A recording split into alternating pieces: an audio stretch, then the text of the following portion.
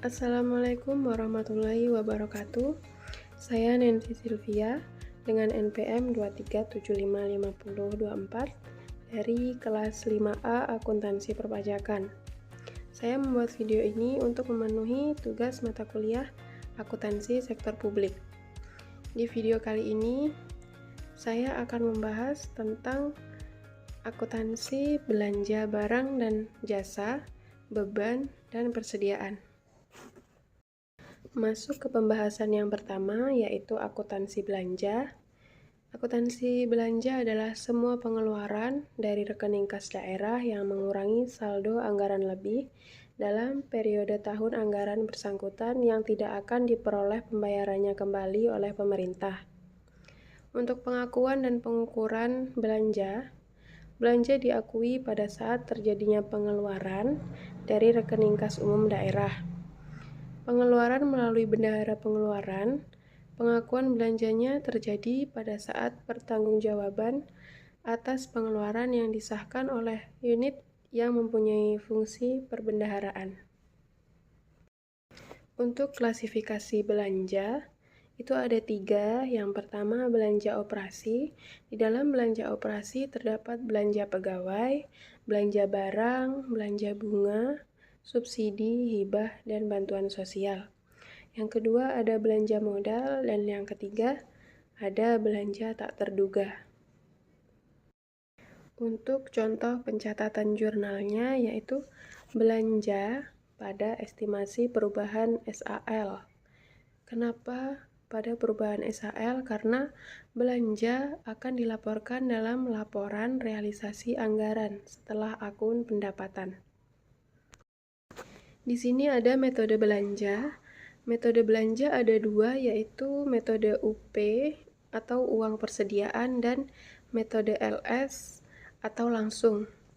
Untuk metode UP, yaitu belanja yang terjadi di SKPD, kas pembayarannya dibayarkan oleh bendahara pengeluaran. Kemudian bendahara pengeluaran meminta ganti uang atas belanja yang telah dilakukan ke bendahara umum daerah. Sedangkan metode langsung, yaitu belanja yang terjadi di SKPD, kas pembayarannya dibayarkan langsung oleh bendahara umum daerah. Selanjutnya saya akan membahas akuntansi beban. Akuntansi beban adalah penurunan manfaat ekonomi atau potensi jasa dalam periode pelaporan yang menurunkan ekuitas. Dapat berupa pengeluaran atau konsumsi aset atau timbulnya kewajiban. Untuk pengakuan dan pengukuran beban diakui pada saat timbulnya kewajiban, beban diakui pada saat terjadinya konsumsi aset, beban diakui pada saat terjadinya penurunan manfaat ekonomi atau potensi jasa, dan koreksi atas beban, penerimaan kembali, yang terjadi pada periode berjalan dicatat sebagai pengurang beban pada periode berjalan. Untuk klasifikasi beban itu ada 4. Yang pertama ada beban operasi. Di dalam beban operasi itu ada beban pegawai, beban barang, beban bunga, subsidi, hibah, bantuan sosial, beban penyusutan aset tetap atau amortisasi, beban penyisian piutang, dan beban lain-lain. Yang kedua ada beban transfer. Di dalam beban transfer terdapat beban bagi hasil pajak, beban bagi hasil pendapatan lainnya, beban transfer bantuan keuangan ke pemerintah daerah lainnya, beban transfer bantuan ke desa, beban transfer bantuan keuangan lainnya. Yang ketiga ada beban non-operasional.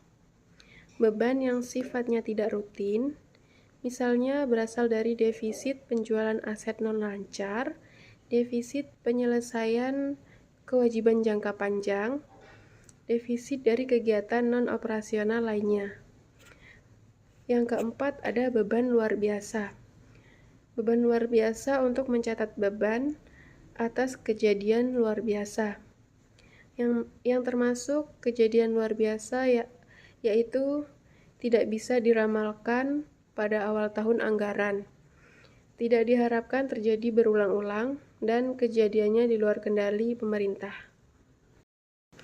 Contoh pencatatan jurnal untuk mencatat beban di buku jurnal finansial dengan mekanisme pembayaran GU dan langsung. Untuk mekanisme pembayaran GU di SKPD, yaitu beban pada kas di bendahara pengeluaran dan kas di bendahara pengeluaran pada RKPPKD. Sedangkan untuk pencatatan beban dengan mekanisme pembayaran langsung itu beban pada RKPPKD.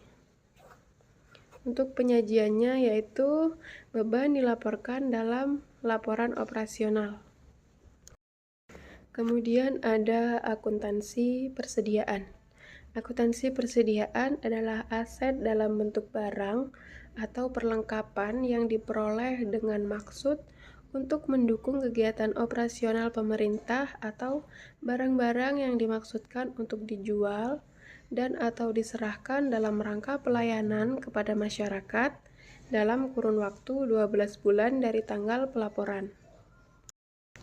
Untuk pengakuan dan pengukuran persediaan, yaitu persediaan dinilai dengan perhitungan fisik pada akhir periode. Persediaan yang berasal dari pembelian, maka dinilai berdasarkan biaya perolehan. Persediaan yang diperoleh dengan memproduksi sendiri, maka dinilai berdasarkan biaya standar, dan saldo persediaan tersebut dihitung berdasarkan harga pembelian terakhir. Untuk contoh pencatatan jurnal yang dibuat di buku jurnal finansial saat pembelian persediaan menggunakan mekanisme UP, yaitu persediaan pada kas di bendahara pengeluaran. Persediaan dilaporkan dalam neraca dan diungkapkan dalam catatan atas laporan keuangan. Masuk ke contoh soal dari belanja, beban, dan persediaan. Yang pertama, ke contoh soal belanja, yaitu dengan dua metode UP dan langsung. Soal dengan metode UP, yaitu belanja pegawai yang dibayar dengan UP sebesar 1 juta. Jurnalnya, belanja pegawai pada kas di bendahara pengeluaran sebesar 1 juta. Untuk soal dengan metode langsung, yaitu belanja pegawai yang dibayar secara langsung oleh bendahara umum daerah sebesar 1 juta. Untuk jurnalnya, yaitu belanja pegawai pada RKPPKD. Untuk metode UP, yaitu tidak langsung atau dari SKPD. Jadi kreditnya menggunakan kas di bendahara pengeluaran. Untuk metode langsung, kenapa RKPPKD? Karena uangnya langsung dikeluarkan oleh bendahara umum daerah. Contoh soal yang kedua yaitu contoh soal beban. Masih sama dengan dua metode yaitu UP dan langsung. Yang pertama, dibayarkan gaji bulan September 2025 oleh Dinas Pendidikan sebesar 2 juta.